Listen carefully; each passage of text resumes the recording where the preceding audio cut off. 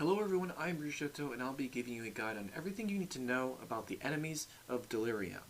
Also, I know it's a little too early to be making a video like this, so I'll try to make this straightforward and helpful as possible before Beta 19.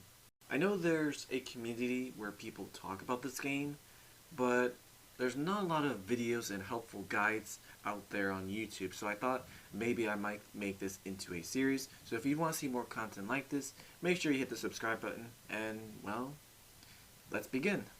The Wandering is a very weak enemy and can be easily avoided or slain with just about any weapon or magic attack. While that may seem simple enough, these can be a bothersome if you're not too careful. Running into hordes of enemies could potentially slow you down, or eventually to your death. The Howling is an enemy that uses long-range attacks.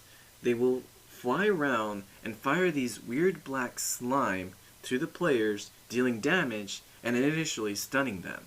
They have the exact same health as the Wandering and can be easily killed with just about anything. The Impendant is a very slow but strong enemy if you get too close.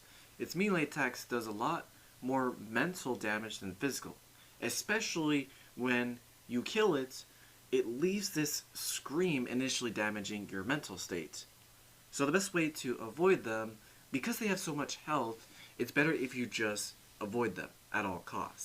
The Horror is an enemy that utilizes long-range attacks and damages towards the player's mental, rather physical. Also, it would be a good idea to use long-range attacks as well, as getting too close and using melee attacks, well, you're not going to have the best outcome.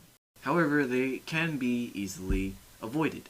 The Wraith is an enemy that does damage towards the player's mental and physical health. Now, just like the Impendant enemies, these do have a lot more health. And once again, they are also slow, but do a lot of melee damage. However, in addition, they will also temporarily slow the player. Flying Wraith enemies, also known as Ice Fly Monster, they utilize long-range attacks. They move pretty fast and will shoot icicles towards the player, which will temporarily slow players down on hit. They can be easily avoided and can be killed with just about anything. The Lost enemies, also known as Deegans, summons phantoms towards the player, dealing mental damage.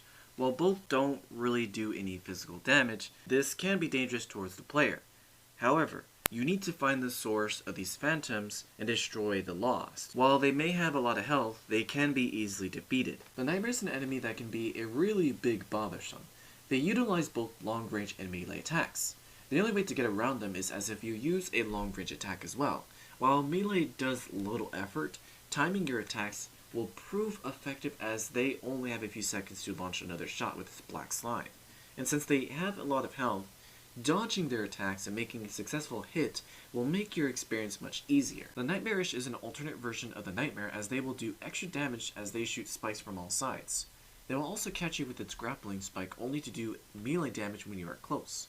And their projectiles are more than one shot at a time. They can be found on level 2 on default run, but in randoms, they have a rare chance of spawning after killing a Nightmare, which I didn't have any luck. The only way you're going to kill one is as if you charge your attacks. However, if you want a faster way of killing it, there is a power-up that will temporarily upgrade your spells to a more powerful state with just about as little as 7 full charges or less.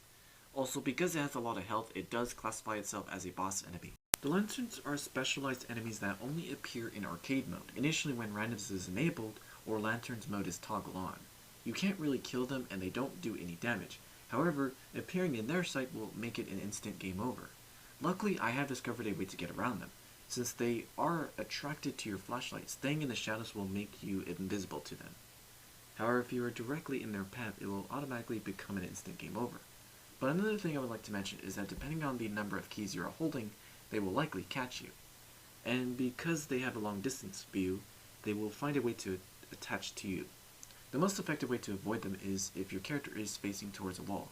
Because the game is designed to make players glare into the light when the character has them in your sight, you may want to turn away as quickly as possible.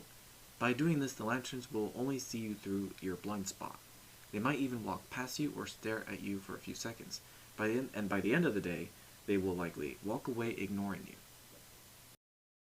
Hey, I just want to say thanks for taking the time to watch this video. If you enjoyed it, make sure you give it a thumbs up and subscribe if you're interested in watching more content like this.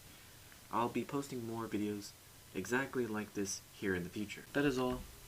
Thank you for watching, and I'll see you later, and peace.